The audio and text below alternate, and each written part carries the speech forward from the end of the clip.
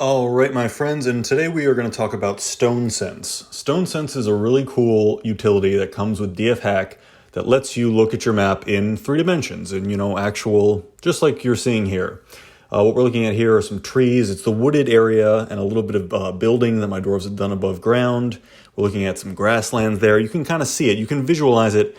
The new Steam overlay, the graphical interface for Steam, is pretty good in terms of visualization. So some people might argue that STONESense is kind of an artifact of back when Dwarf Fortress was just made out of, ASCII characters, like a C for a cat and a pound symbol for this and that.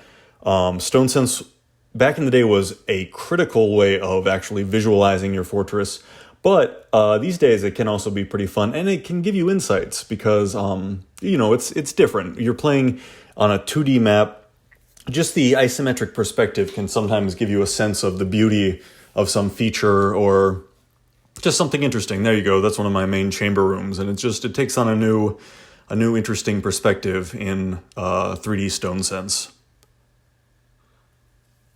As you can see there, engravings down in the bottom right-hand side. It has symbols for everything, same as any other interface that you would use with Dwarf Fortress, but where, it takes a little bit of knowing what things symbolize what, but you can see there, it really helps visualize a few things. The streaks of material in the walls and in the floor, and, what we've mined through and everything. Okay, how to get here? That's probably, how do you get STONESense? So as I mentioned in previous videos, DFHack is very easy to install. You install it via Steam if you have the Steam version, right alongside, the Steam copy that you bought. If you are not playing a Steam version, if you're doing a legacy version that you got off Bay 12, off the official website or wherever, that's also cool. DFHack, you're going to have to go to GitHub, and you're going to have to figure that out yourself a little bit. I've made other videos. If you search for DFHack, you'll find my other videos on this, but nowadays, I assume most of my audience is talking about the Steam version. So all you really have to do is install DFHack as a free install right alongside Dwarf Fortress. Just search for it on Steam. And then once you are in, this is where it might get tricky, but once you have that installed and it's running, you're going to hit Control-Shift-D to bring up the command panel, and then you're just going to type in SSense, which is short for STONESense, or just type in the word STONESense. STONESense as in like the mental cognitive ability, the sense, the mind of stone. One word, STONESense.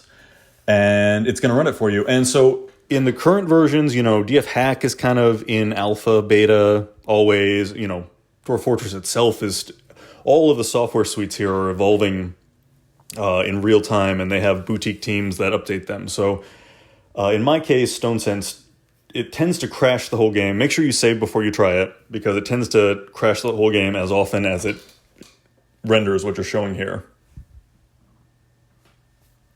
But, as long as you have a save, it doesn't damage anything, so just run it, 6 times to try it, and then you can see your map, like we're seeing here, see it in its beautiful 3D, and it can help you get a sense of how to build, how to dig through things. Still just a really useful utility, and interesting, I think probably other people have more stable builds. You may not have to try to run it 6 times or anything like that, but leave in the comments if you have any advice for using STONESense and making sure that it runs reliably, because it's nice. Look at it. Look, there's my little oasis. So the reason there's grass in that little area of sand is because there's a skylight right there, like you can see. So you can really get a sense of all the skylights and all the little details in your world. So I really recommend it. It's free, DFHack, alongside Dwarf Fortress is not free, of course, on Steam. Although it is, I think, previous versions, are legally distributed by, don't quote me on that. But I do think that Bay 12 lets people play legacy versions. I've talked about homebrewing Dwarf Fortress before, and the community kind of does that.